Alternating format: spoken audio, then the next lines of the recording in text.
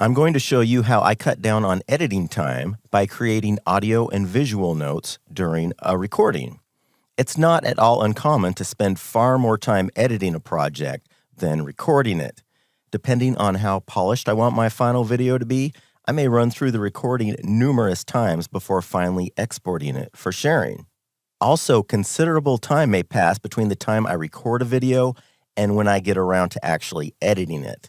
Ideas that were at the front of my mind during recording may be completely forgotten by the time I edit. Now, one way to save time and ensure that I don't lose important information is to leave audio or video notes to myself in the recording.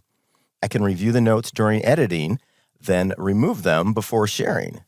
This also works really well if I'm handing off a project to someone else for editing.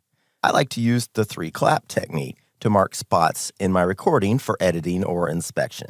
If I make an error or just want to point out a note to myself, I just clap 3 times like this. This creates both an auditory and visual cue in my timeline, so I know to pay extra attention. If I zoom in here, you can see what it looks like. There's the 3 claps, and I can see it or hear it. And after the clap cue, I may do a retake or just leave a note to myself.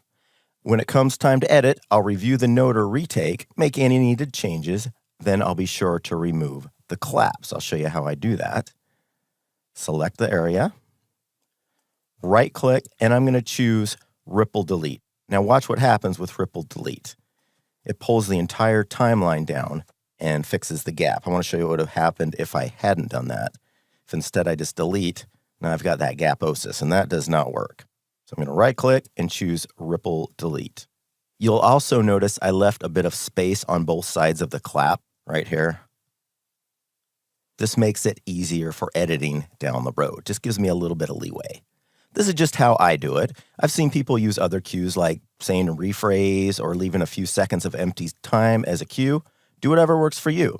The point is to make it easier for yourself or your editor down the road. You'll save time and ensure that needed edits aren't overlooked.